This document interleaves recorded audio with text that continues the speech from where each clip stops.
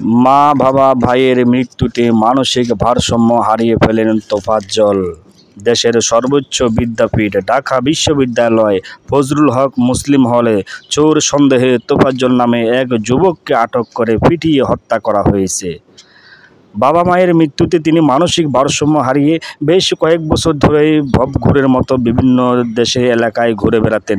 তার মৃত্যুর খবর গ্রামের বাড়িতে চলছে শোকের মাতাম। তোফাজ্জল বরগুনা পাথরঘাটা উপজেলার কাঁঠালতলী ইউনিয়নের তালুকের চরদুয়ারি গ্রামের মৃত আব্দুর রহমানের ছেলে এবং কাঁঠালতলী ইউনিয়নের ছাত্রলীগের সভাপতি ছিলেন।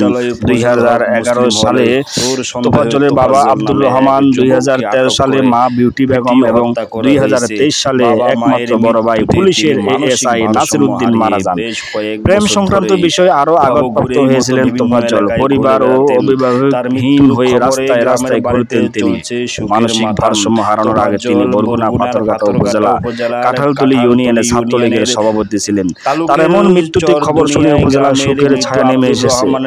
তোফাজ্জল বরিশাল বিএম কলেজ থেকে বাংলা বিষয়ে অনার্স মাস্টার্স শেষ করে বঙ্গবন্ধু ল কলেজ অধ্যয়নরত ছিলেন। এই অবস্থায় মানসিক ভারসাম্যহীন হয়ে পড়ে বুধবার রাত 8টার দিকে চোর সন্দেহ তোফাজ্জলকে আটক করে ঢাকা বিশ্ববিদ্যালয় ফজলুল হক হলের শিক্ষার্থীরা।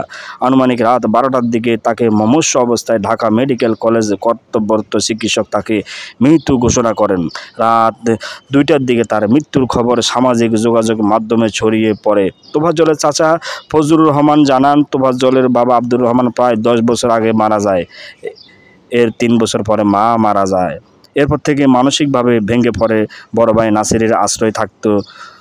ভাইও 2 বছর আগে ক্যান্সারে আক্রান্ত হয়ে মারা যান। এরপরে অভিভাবকহীন হয়ে পড়েন। বিভিন্ন জায়গায় ঘোরাফেরা করে থাকেন তিনি।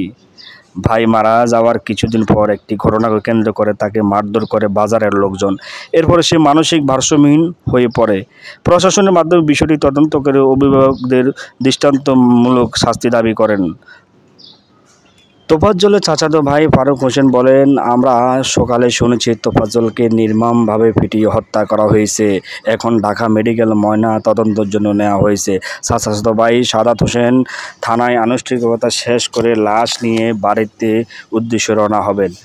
মরদেহ আনার পর জানাজা শেষে বাবা মায়ের পাশে দাফন করা হবে। তোফাজ্জলের বড় ভাই নাসিরের স্ত্রী শরীফা আক্তার বলেন, ভোর রাতে অপরিচিত একটি ফোন নাম্বার থেকে ফোন আসে আমার ফোনে। ফোনটি ধরার পরে অপর প্রান্ত থেকে এক লোক তোফাজ্জল কী হয় সে কথা জানতে চায়। সে দেবর এ কথা বলার পরে তিনি বলেন সে চুরি করে ধরা পড়েছে, তাকে বাঁচাতে হলে 2 লাখ টাকা দিতে হবে। এরপর তারা ফোন ধমক দিতে থাকে এবং বলে কোনো মিথ্যা কথা বলবে না, তাহলে সমস্যা হবে। তাদের সঙ্গে কথা বলার কয়েক ঘন্টা পরে বিভিন্ন লোকজন ফোন দিয়ে জানান তোফাজ্জল মারা গেছেন। আমার 2 জন ছেলে রয়েছে, তারা বাবাহারা, তাদের একজন চাচা ছিল, তাও শেষ করে দিল। আমরা আল্লাহর কাছে বিচার দিলাম।